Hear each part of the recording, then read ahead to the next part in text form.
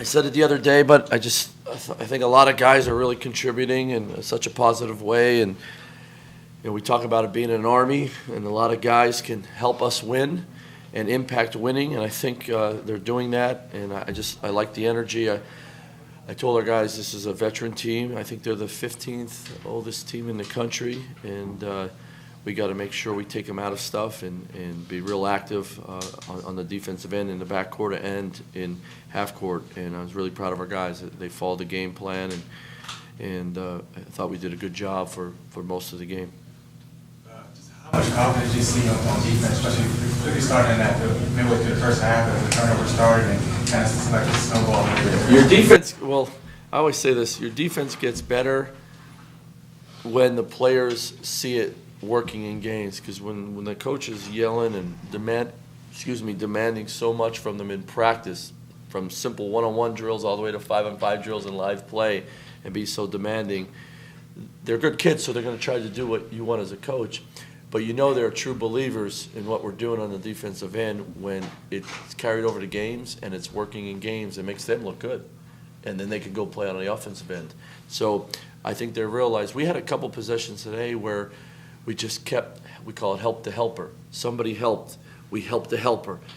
Somebody helped him, and we kept going. And they were moving the ball, thinking they're going to get one, and we're there. And that's sort of, we talk about, our approach is take care of each other, look after each other, pick your brother up on both sides of the ball. But on the defensive end, you're seeing that happen. So, we got to continue to get better. We got to really play that way without fouling.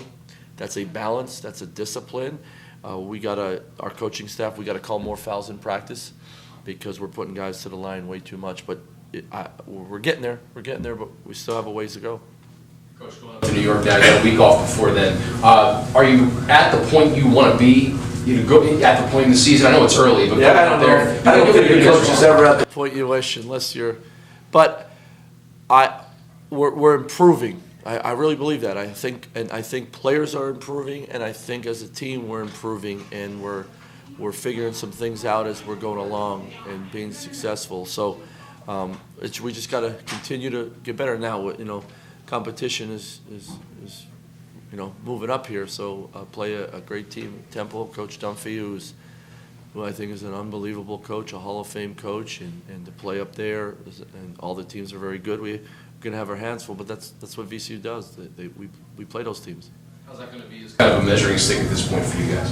Yeah, see where we're at on a different level maybe, but it's still one game at a time. One day at a time, one game at a time. And I don't have great quotes for you, but if we get better in the next 6 days, it's gonna help us to play Temple, and that's got to be the goal. Take care of our bodies tomorrow, get ourselves right, have some really good practices. We could have some tough practices here in the next 6 days, and also prepare at the same time. That late spurt in the first half kind of was like a springboard for you guys going to the second half. Did you get that sense as well? Yeah, the best way to get momentum for the second half is take it into the locker room in the first half. That's a Coach Nunleyism. So let's play the last 3-4 minutes of the half, and let's take that momentum into the locker room. So I think that's really important. At the 4-minute timeout, we talked about let's finish this strong. Even though the kid made a tough shot, hit the three, there's a lot of momentum there. But what I liked about a lot of different guys, they were a part of that momentum, and I think that's going to help us as we continue to go along. What's that? Pulled a good quote there. Yeah, just one. Has played more minutes than he did tonight, I think. Played 1650 tonight. I think Hampton, he was at 18. Yeah. We just pulled him a little bit at the end there. But it seemed like he had the biggest impact of the season.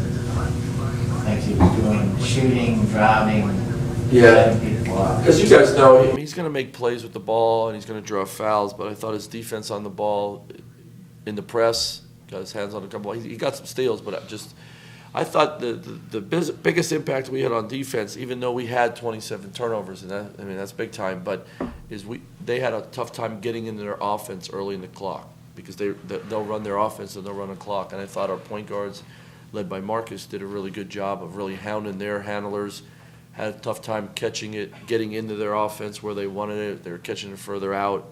And that pressure, he could pressure the ball like that all the time when he's out there. So I thought he did some really good things. And then, he's just getting his legs under him. And he's just going to continue to get better and better and do more and more.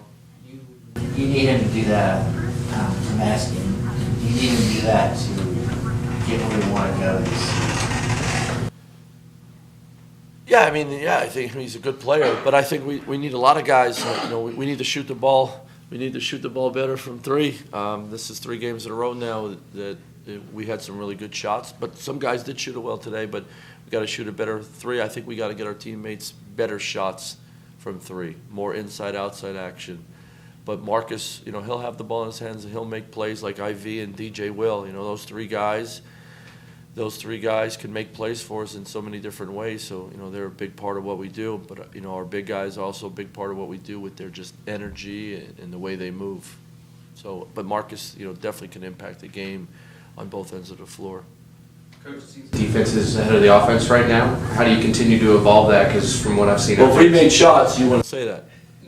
The reality of it is, honestly, our defense is 10 times ahead of anywhere we were last year.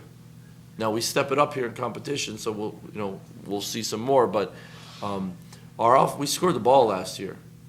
We shot it better though. The first 3 games, it's a small sample size, but we'll get there. But if we were shooting the ball well, we're still scoring some points, but we're not making enough threes. If you're going to shoot 29 threes, you got to make more than 8. And I want guys to be ready to shoot it and let it fly. But one way you make more threes is you take better ones, or you get your teammates better ones, and it's something we're going to continue to work on and emphasize. You spoke about earlier this season about playing inside out, defense was the vertical. As far as offense, how's that philosophy inside out gone for you today? As far as the game plan, what's that going to be in A-10 play as you do that? Yeah, it's any defense that you attack and you would get penetration on, or you throw it in there, it messes up their defense, it messes up their rotation, and then they are scrambling, as we call it, or they're playing from behind the ball because the ball's hot, it's moving. So we want to play that way all the time. It's hard to guard, and with spacing, it gives other guys opportunities to really get downhill. And we talk about it all the time. Is we come down the court and we get 1 paint touch, we're pretty good. If we get 2 paint touches, that means that ball's hot and we're really sharing it. You're really hard to guard. And we're just going to continue to improve on that. We're drawing a lot of fouls, so that really helps. But we gotta continue to play inside outside. And we talk about paint touches and owning the paint in different ways. It's just it's a hard way to go. It's hard to guard that, and it's a fun way to play because everybody's involved. Ben's had a strong outing. Yes. What growth have you seen in him just in these 3 games? And I've been saying it, pound for pound, he's one of the best players on the team. He's very, very talented. He's a great feel. You saw him at the press at the end of the game. Here's a freshman in his 3rd game playing limited minutes. Got the ball in the press. He knew where to throw the ball. He made some nice plays. He had some great defensive possessions. He does some things that veterans do. He just has a really good feel. And I tell him every day, he's just got to continually mature and be honest with his effort. If he learns to work like his teammates every day, because this is all new to him, and some of it, like a freshman, you get overwhelmed. And he just continue to be honest with his effort and his approach. He's only going to get better and better. He's a very talented kid.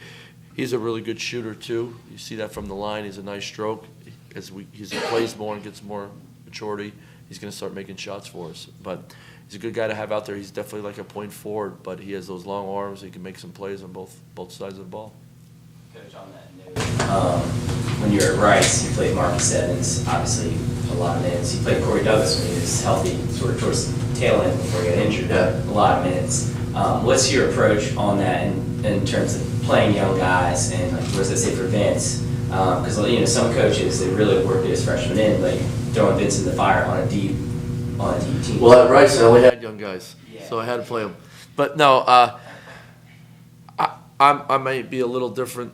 I'm going to throw some guys out there because I think you learn and mature the most in live action when the lights are on. So there's going to be times, and you might say, "Oh, why is he playing him?" Because those guys mature, and you get better and you improve the most when you're playing in live action. And so we're going to do that. And sometimes I leave guys out there a little bit longer than maybe others think we should.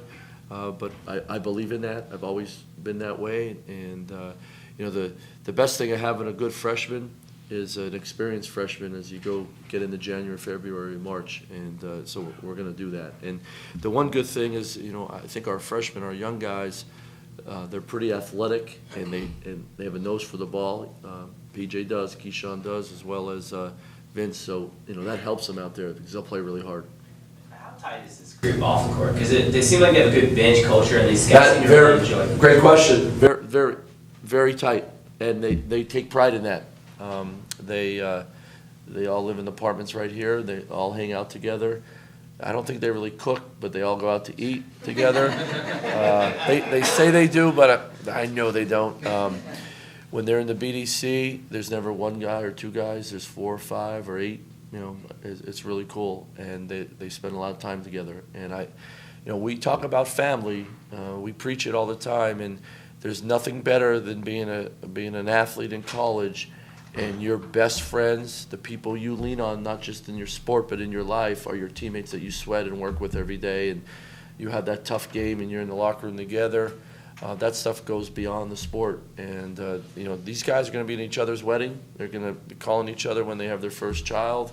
And I believe it. But we talk about that, and we preach it. But we also, these guys have relationships with our coaching staff that's just beyond basketball. I think that's huge.